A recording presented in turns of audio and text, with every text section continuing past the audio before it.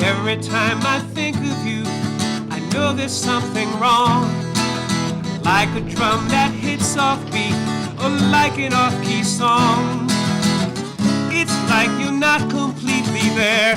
Look close, you might become aware. Stand back, you just might notice there's a missing piece of the puzzle. Something's wrong about. Something's wrong about. Something's wrong about.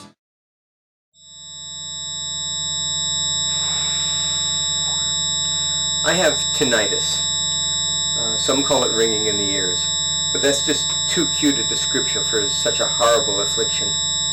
A parakeet's bell, wind chimes, little silver dinner bells. No. Some describe their tinnitus as crickets in a field, or chirping frogs, or a constant wind. How pastoral. Not. Some describe it as musical tones or electric humming. How melodic. But for some of us, it's like a jet engine revving up and down in our ears, from the left, from the right, both ears at once. Every second of every minute of every hour of every day of every week of every month. We can barely hear through the noise. We're deafened by a racket that you can't hear at all, and we have no way to turn it off. It makes me a little testy at times. I've approximated what I hear into this video's soundtrack to give you an idea why. Tinnitus is a relentless sound that only the sufferer can hear. And don't say you sympathize unless you actually have it. Sympathy requires some degree of understanding, and you just wouldn't understand unless it happens to you.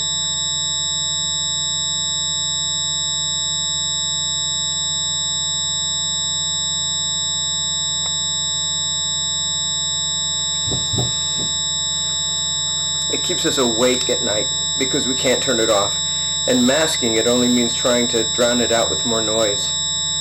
It blocks out the sounds of birds chirping and cats purring and babies cooing and lovers whispering. It makes us incompetent on the phone and clumsy in face-to-face conversations. We can't think straight. Our heads hurt. Our stress level skyrockets, and our immune system crashes. We get confused and we can't remember simple things. We pound our heads and pull our ears in frustration. We're nudged closer and closer to the edge of sanity by the relentless noise. Do you know why Van Gogh cut off his ear? Yep, tinnitus. How many suicides are the result of tinnitus? How many diagnoses of madness, Alzheimer's, HDAD, etc., autism, are actually tinnitus? How many developmentally challenged children actually have tinnitus?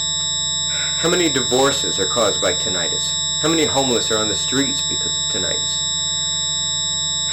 Authorities can't hear the noise, so they probably don't even consider the possible tinnitus factor.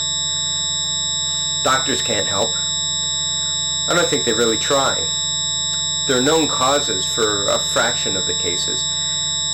Brain tumor, auditory neuropathy, Meniere's disease, hearing trauma, drug side effects.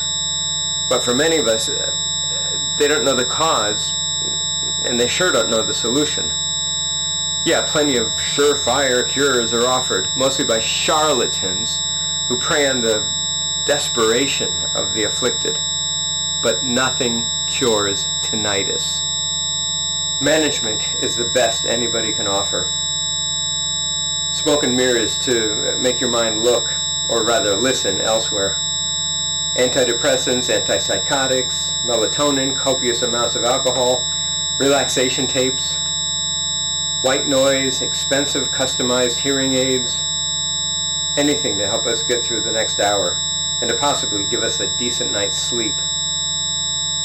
Doctors say that tens of millions of North Americans have tinnitus, which is true. But that very statement is a cold, callous dismissal of our condition, as if the sheer number of victims is supposed to make any single one of us feel any better. Maybe we have to wait for enough doctors to get tinnitus before there's serious research into this affliction.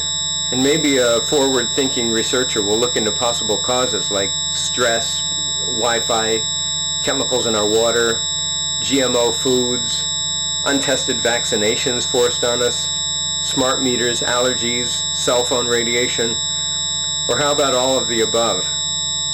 I'd give it all up and live in a cave just to get rid of this infuriating noise. You would too. Sometimes the noises stop all by themselves. Rarely. But until it happens to you, it's only an elusive dream. I'm offering no solution here. There are none. But you think with the motivation of curing a condition that afflicts hundreds of millions of people worldwide, not to mention winning a Nobel Prize in medicine, that some doctor somewhere would try to figure this out. Meanwhile, you now have a clue why some people may seem a bit cranky or distracted at times, a bit less polite, less tactful, less patient. Might even explain the trolls on YouTube. Parting thought, how would you sleep if this was all you heard at night?